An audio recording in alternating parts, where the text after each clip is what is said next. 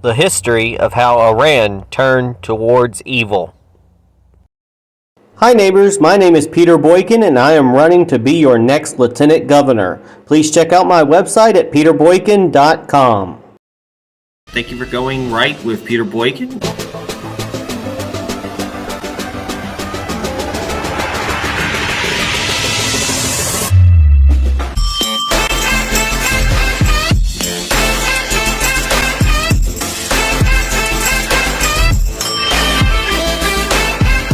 Hi folks, my name is Peter Boykin and I'm running to be your Lieutenant Governor of North Carolina. You can check out my website at peterboykin.com. Today, let's delve into the background of Iran, exploring its narrative and the historical journey throughout the 20th century. The tapestry of Iran's history in the 20th century weaves a complex narrative marked by seismic shifts and geopolitical intricacies. As the 19th century dawned, Iran grappled with the pressures of imperial powers, navigating external forces that tested the resilience of its sovereignty. The discovery of oil in the early 20th century brought newfound wealth, but also sowed the seeds of geopolitical strife, casting shadows over the nation's destiny. In the mid-20th century, amid the quest for modernization under Mohammad Reza Shah Pahlavi, discontent brewed beneath the surface. The Shah's sweeping reforms aimed to propel Iran into a new era, but societal and political tensions simmered, laying the groundwork for a profound transformation. The late 1970s witnessed a tempest of change as the Islamic Revolution took center stage. Born from simmering discontent with the Shah's autocratic rule, the movement, led by Ayatollah Khomeini, resonated with a collective yearning for political change and a return to Islamic values. The rallying cry of "Death to the Shah" echoed through the streets, culminating in the Shah's flight from Iran in January of 1979.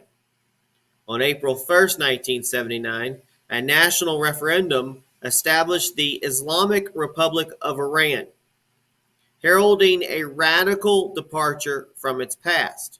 Under Khomeini's guidance, the theocratic regime sought to imbue Islamic principles into every facet of society. Clerics assumed key positions of power, ushering in a new legal and judicial framework aligned with Islamic law. The changes were sweeping. Family law, education, and cultural practices underwent radical transformations, with conservative dress codes impacting women's rights. Internationally, Iran distanced itself from Western alliances, pursuing an independent path that strained relations, exemplified by the 1979 hostage crisis involving 52 American diplomats. Iran's involvement with Hamas, the Palestinian militant group, traces back to the aftermath of the Islamic Revolution and has evolved into a complex relationship shaped by shared ideological, geopolitical, and strategic interests. As Iran underwent this transformative journey, it also extended its influence beyond its borders. The alliance with Hamas, a Palestinian militant group, traced back to the aftermath of the Islamic Revolution. Despite sectarian differences, Iran's support for Hamas became a cornerstone of its foreign policy, aligning with the shared anti-Israel sentiments. Financial support, military aid, and training were provided to Hamas, serving Iran's broader geopolitical interests by countering perceived adversaries and establishing influence in the Palestinian territories. The complex web of alliances, rivalries, and ideological motivations underscores the intricate nature of Iran's involvement with Hamas.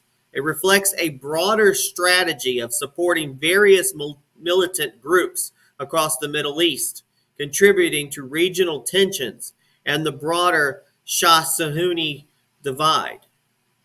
This history unfolds against the backdrop of global terrorism, emphasizing the dangers posed by state-sponsored militant groups. The Islamic Republic's role in the supporting organizations like Hamas underscores the challenges of negotiating with entities that pursue violent means to achieve their objectives. As geopolitical dynamics continue to evolve, Iran's history and its involvement in global affairs serve as a compelling narrative, highlighting the intricate interplay of ideology, power, and the enduring complexities of the Middle East. Now let's shift our focus to what might transpire if similar circumstances unfolded in the United States of America. I want to emphasize that as a candidate for Lieutenant Governor, I am committed to leveraging all available resources to collaborate with others, ensuring that North Carolina and America do not fall victim to a narrative like the one I'm going to describe. In the tapestry of American history, the United States has stood as a bastion of republic ideals. A rich fabric of culture and intellectual pursuits marked an era where voices resonated freely, and the people held the power to shape their own destiny. However, as time turned its pages, a concerning shift emerged. It commenced with the gradual erosion of individual liberties. The government, citing safety concerns, opted to curtail its citizens' right to bear arms. Initially framed as a reasonable compromise for enhanced security, this seemingly innocuous measure set in motion a chain of events that threatened the very foundations of the republic.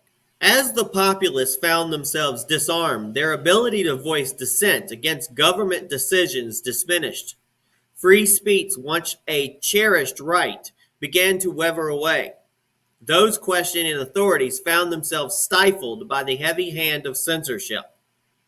With the dismantling of these fundamental rights, a radical religious ideology seized the opportunity to rise to power. The once republic-governed nation succumbed to the oppressive rule of a theocratic regime, echoing the darkest days in Iran's history.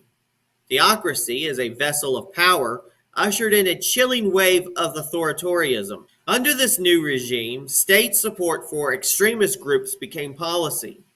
The government not only turned a blind eye to terror, but actively promoted and funded groups that wreaked havoc on their own citizens and beyond.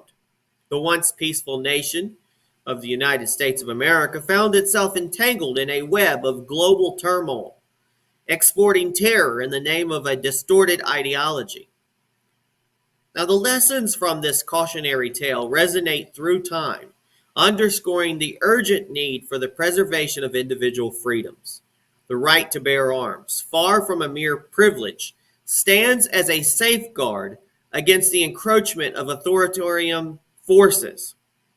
It symbolizes the people's ability to resist oppression and serves as a reminder that a nation's strength lies in the hands of its citizens. Confronted with potential threats to free speech in the Republic, it becomes imperative for individuals to responsibly exercise their right to bear arms. The tale of the United States serves as a stark reminder that the erosion of these rights can pave the way for the rise of oppressive regimes, spreading chaos and suffering within and beyond borders.